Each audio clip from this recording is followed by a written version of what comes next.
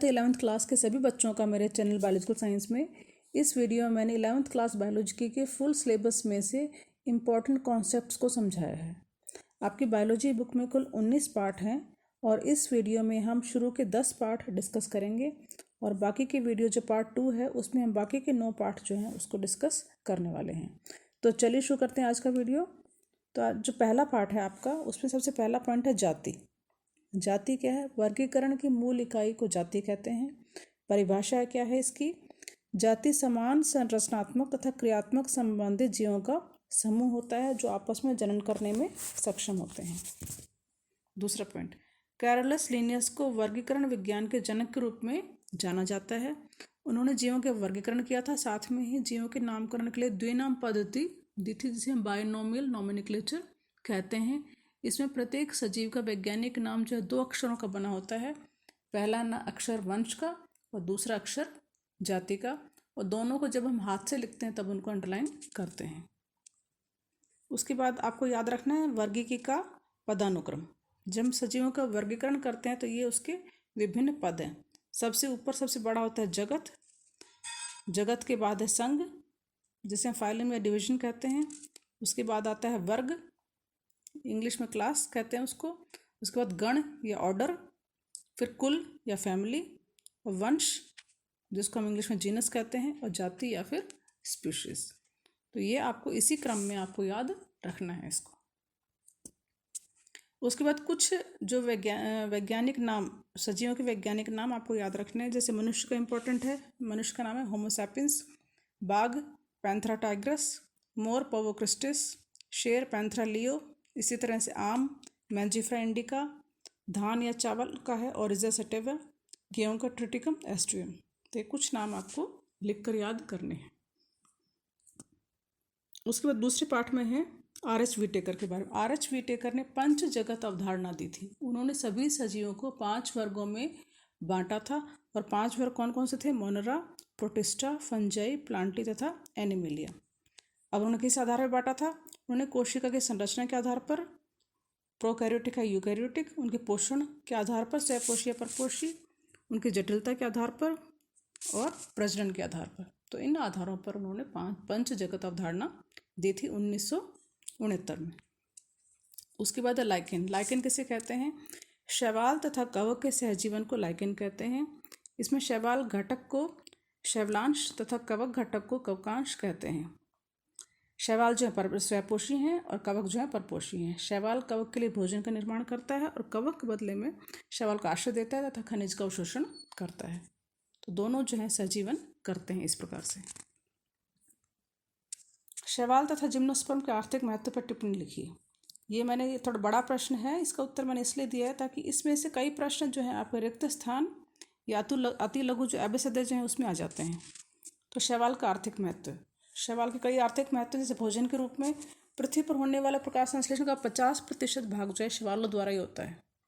शैवाल में कार्बोहाइड्रेट, खनिज, विटामिन भरपूर मात्रा में होते हैं, और प्रमुख शैवाल जिनका भोजन के रूप में उपयोग होता है वह पोरफायरा, अल्वा, सरगासम, लैमिनेरिया आदि। क्लोरेला एक शैवाल है जिसमें प्रचुर मात्रा में प्रोटीन और विटामिन पाए जाते हैं। इसके अलावा व्यवसाय में उपयोग होता है। डायटम के जीवाश्म से डायटोमिशियस मृदा प्राप्त होती है जिसका उपयोग विविध प्रकार से वार्निश, पॉलिश, टूथपेस्ट आदि उद्योगों में किया जाता है। कॉन्ड्रस से कैरागिनिन प्राप्त होता है, एक रसायन है। इसका उपयोग प्रसाधनों, शैम्पू आदि में किया जाता है। लैमिनेरिया से एल्जिन, ये एल्जिनिक अम्ल प्राप्त होता है। इसका उपयोग कृत्रिम रेशों के निर्माण में किया जाता है। इसके अलावा बहुत सारे शैवालों में खनिजों का भंडार होता है जैसे आयोडीन, ब्रोमीन आदि। इसके अलावा एक शैवाल है क्लोरेला, इसे एक प्रतिजैविक प्राप्त होती है, उसका नाम है क्लोरेलिन, और ये जीवाणु को नष्ट करने काम आती है। कई लाल शैवालों से अगार अगार नामक पदार्थ प्राप्त होता है। इसका उपयोग कृत्रिम संवर्धन में, कोशिकाओं के जो संवर्धन में किया जाता है। जिम्नोस्पर्म कई हैं इंपॉर्टेंट, जैसे साइकस पाइनस, एफिड्रानिटम। इनमें सजावट के रूप में काम आते हैं जैसे साइकस पाइनस। भोजन के रूप में साइकस से साबूदाना प्राप्त होता है, इंपॉर्टेंट है। पाइनस के बीजों को चिलगोजा कहते हैं, ये भी खाए जाते हैं। इसके अलावा फर्नीचर प्राप्त होता है चीड़ देवदार से, साइकस पाइनस से। और टेक्सास जो है एक जिम्नोस्पर्म है जिससे टेक्साल और औषधि प्राप्त होती है और इसका उपयोग कैंसर के उपचार में किया जाता है। तीसरे पार्ट में प्राणियों की आंतरिक संरचना में प्राणी जगत में दो कक्षीय हृदय, मछली का जो हृदय है उसमें एक आलिंद होता है, एक निलय होता है। उभयचर में दो आलिंद और एक निलय, स्तनधारी में दो आलिंद और दो निलय। तो ये हृदय की बनावट के बारे में आपको याद रखना है। पक्षी जो हैं वो उड़ने के लिए अनुकूलित होते हैं, क्यों? क्योंकि उनकी हड्डियां खोखली होती हैं, वायुकोश पाए जाते हैं, इस वजह से वो आसानी से उड़ पाते हैं। दलदली आवास में उगने वाले पौधों में कुछ जड़ें ऊपर की ओर निकली रहती हैं जिन्हें हम श्वसनमूल या न्यूमेटोफोर कहते हैं। तो ये एक प्रकार का उनका अनुकूलन है। प्लासेंटेशन या बीजांडन्यास, तो प्लासेंटेशन अंडाशय के भीतर बीजांड की अवस्था को निरूपित करता है या संदर्भित करता है। बीज, किसी बीज का आवरण दो परतों का बना होता है। बाहरी परत को टेस्टा कहते हैं और अंदरूनी परत को टैगमन कहते हैं। पुष्पीय पादपों की आंतरिक संरचना में पुष्पीय पादपों में तीन मूलभूत उत्तक तंत्र पाए जाते हैं। भातवचीय उत्तक तंत्र जो मृदुत्तक कोशिकाओं का बना होता है, भरण उत्तक तंत्र जो पैरेन्काइमा, कोलेनकाइमा और स्क्लेरेन्काइमा उत्तक का बना होता है। इसे पैरेन्काइमा और कोलेनकाइमा जो है सजीव कोशिकाओं के बने होते हैं, जबकि स्क्लेरेन्काइमा जो है इनकी कोशिकाएं मृत होती हैं। सेवनी उत्तक तंत्र, जाइलम तथा फ्लोएम, ये दोनों जटिल उत्तक हैं। और जाइलम का काम होता है जल एवं खनिज का अवशोषण और फ्लोएम का काम होता है खाद्य पदार्थ का अवशोषण करना। तो इनके बारे में भी थोड़ा सा आप किताब में से, नोट्स में से याद कर लेना। उसके बाद रंध्र। रंध्र सभी पत्तियों की बाह्य त्वचा पर छोटे छोटे छिद्र पाए जाते हैं जिन्हें हम रंध्र कहते हैं। और रंध्र का काम क्या है? वाष्पोत्सर्जन तथा गैसों के विनिमय को नियमित करते हैं। और जो द्विबीजपत्री जो पादप होते हैं, पत्ते होते हैं, उनमें रंध्र जो है उनकी आकृति, जो उनकी कोशिकाएं जो होती है, द्वार कोशिका, उनकी आकृति सेम के आकार की होती है, जबकि एक बीजपत्री पौधों में इनकी आकृति डंबलाकार होती है। तो ये चित्र है इसका आसान से किताब में से, तो आप इसको भी याद कर लेना। उसके बाद प्राणियों की आंतरिक संरचना से आपके सिलेबस में मेंढक दे रखा है केवल। और मेंढक के तीनों चित्र इंपॉर्टेंट हैं। जैसे मेंढक की आहार नाल है, नरजनन तंत्र है और मादा जनन तंत्र है। तो इनका भी आप बनाकर अभ्यास कर लेना। अगर 2 बार आप इनको बनाएंगे तो आपको ये याद हो जाएंगे। जैसे आहार नाल है, इसमें आपको मेन जो है 6-7 नामांकन जरूर करने हैं।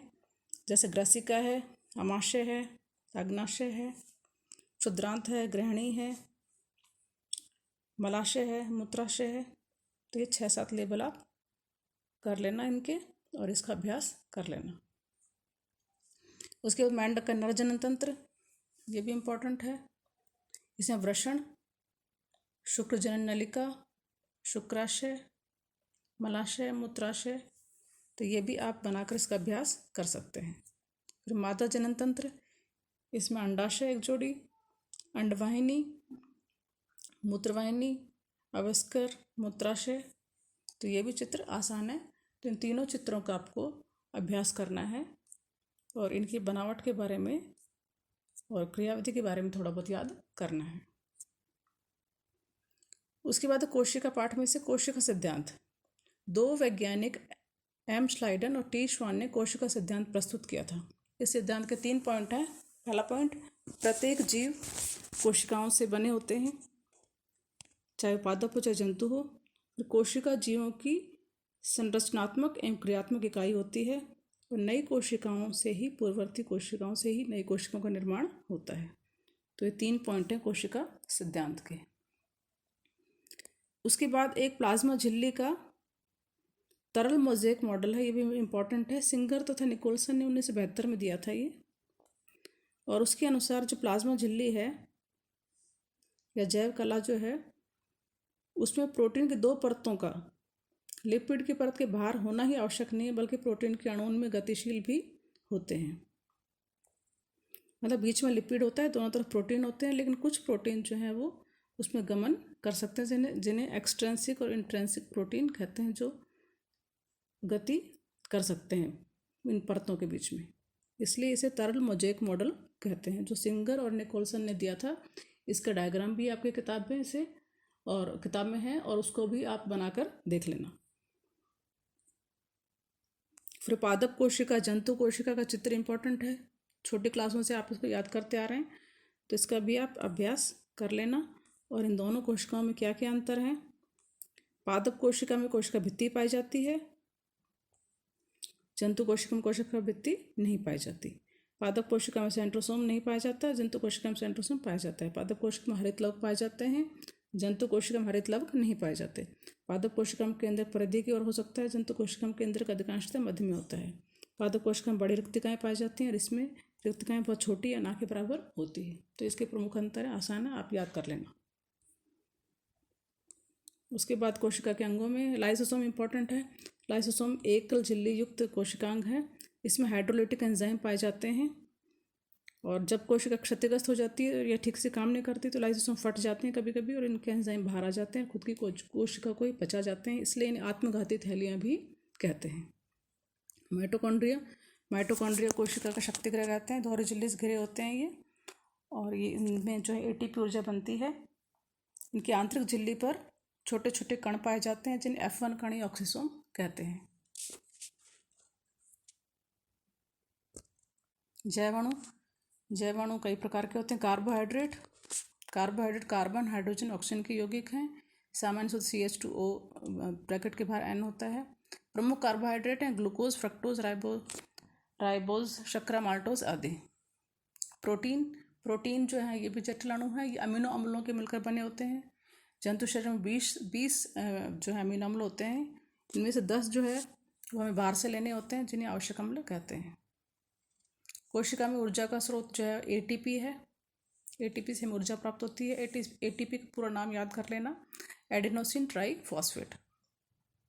एंजाइम क्या है, एंजाइम जैव उत्प्रेरक है और ये जैविक क्रियाओं की दर को तेज कर देते हैं। शरीर में होने वाली जो जैव रासायनिक क्रियाएं हैं उनमें उत्प्रेरक का कार्य करते हैं।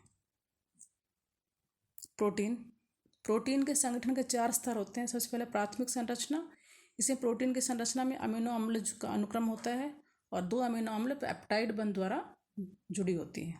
द्वितीयक संरचना, ये एक उच्च स्तर वाला प्रोटीन संगठन है जिसमें अल्फा हेलिक्स या बीटा शीट्स पाई जाती हैं।